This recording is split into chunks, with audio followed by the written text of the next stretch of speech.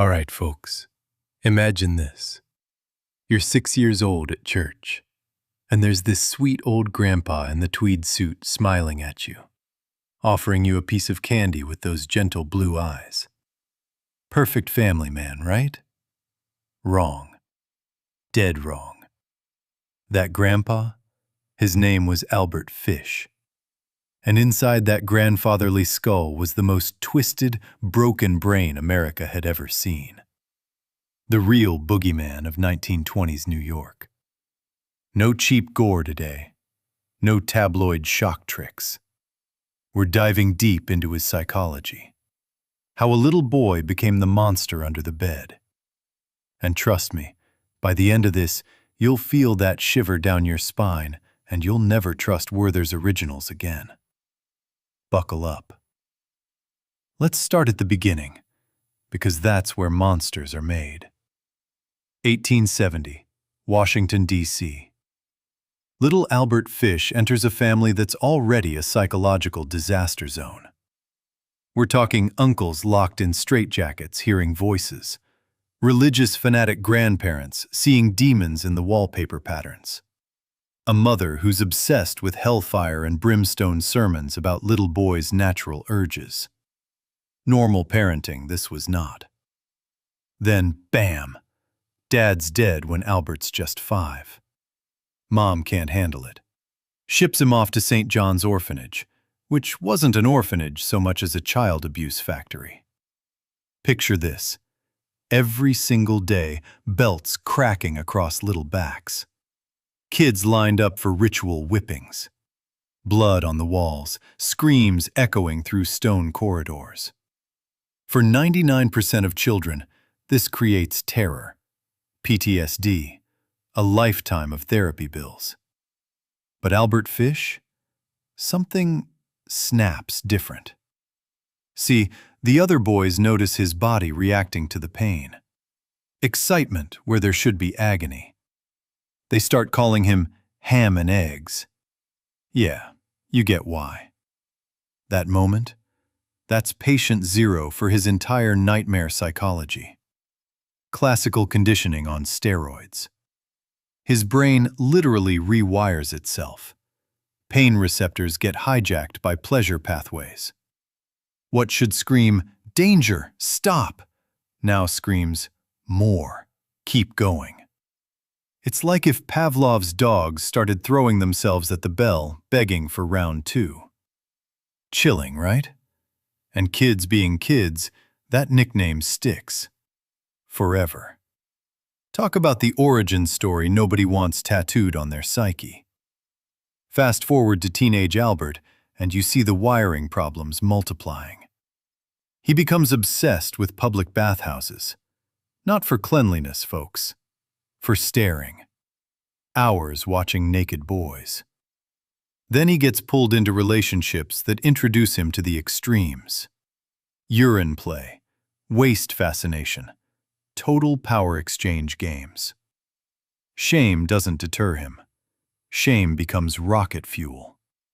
By his 20s, he's married with 6 kids, working respectable jobs, attending church like the model citizen. But alone at night? That's when the real Albert emerges. Needles. Dozens of them. Jammed into flesh, not for suicide, but for ritual cleansing. He'd whip himself until he bled rivers, howling at the moon like a rejected werewolf from a bad horror flick. Dr. Frederick Wortham, the psychiatrist who interviewed him extensively, documented religious psychosis overlaying everything. Voices in his head. Sometimes God commanding purification through pain. Sometimes demons demanding innocent punishment. Every needle prick? Ecstasy. Every self-inflicted wound? Prayer. His brain didn't just break, people. It rebuilt itself into something unrecognizably evil. Like taking a Ferrari engine and wiring it to run on human suffering. Modern therapy? Forget talk sessions. Albert's version was DIY acupuncture with rusty sewing needles. 5 stars on Yelp if Yelp reviewed the ninth circle of hell. Now, here's where it gets truly calculated and terrifying. The 1920s Brooklyn Predator isn't some sloppy impulse killer grabbing random victims. No. Albert Fish was a hunter with a strategy.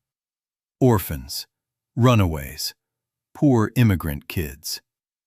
The invisible ones that families half forget about, police barely investigate. Low risk, high reward. Pure antisocial personality math. The Grace Budd case that finally cracks him open?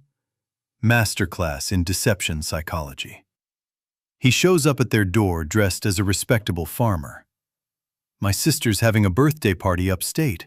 Little Grace would love it. Trust earned in under 10 minutes. Poof.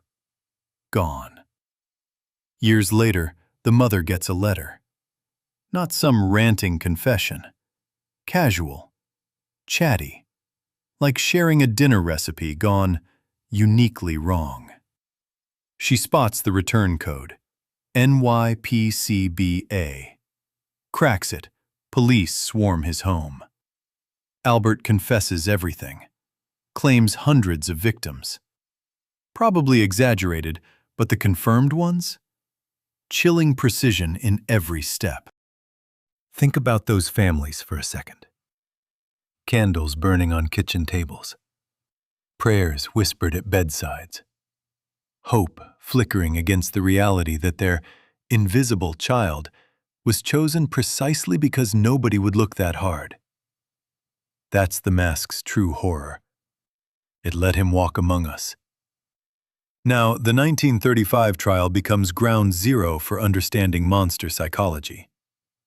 Defense team throws everything.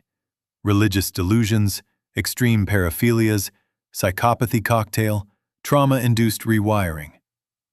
Prosecution? Simple. He knew right from wrong. Sane as you or me. Verdict: electric chair. Execution day, those needles were still embedded deep in his groin from years of ritual. Sparks literally flew. Equipment shorted first try. His reaction? Not fear. Anticipation. Called it his supreme thrill. Here's your psychology roadmap. Why this saves lives today. Trauma forge. Orphanage beatings fused pain circuits to pleasure circuits. Amygdala hijack complete. Psychopathy core. Zero empathy whatsoever. Prefrontal cortex failure. Other humans aren't people. They're objects, resources, ingredients. Psychosis layer. Temporal lobe glitches creating God voice authority. This isn't sin. This is holy work. Add the childhood programming where control through suffering equals love, and you get perfection. The perfect storm. Monsters like Albert Fish aren't born in vacuums, folks. They're forged in ignored cracks. Watch for the flags. Kids fascinated by hurting animals? Setting fires obsessively? Emotionally detached while others feel pain.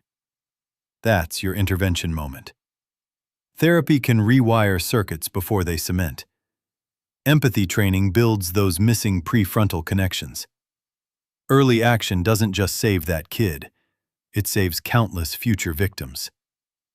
Albert Fish proves what happens when society looks away. The boogeyman doesn't just walk free. He gets a suit and a smile. Next time that sweet grandpa offers Werther's after church, smile politely. Check for needle scars. Run if you see any. That shiver running down your spine right now? That's your empathy system working perfectly. Proof you're wired right. Your turn. 3-second challenge. Number 1, smash that like button if grandpas now give you pause. Number 2, subscribe right now. Next week's BTK's God complex will melt your brain. Number 3, drop nurture or nature in the comments below. Nature's bad wiring or nurture's ignored trauma. First 100 comments get pinned. Plus, you're getting my Monster Minds playlist automatically. We decode darkness so you spot it in daylight. Stay vigilant out there. You've been warned.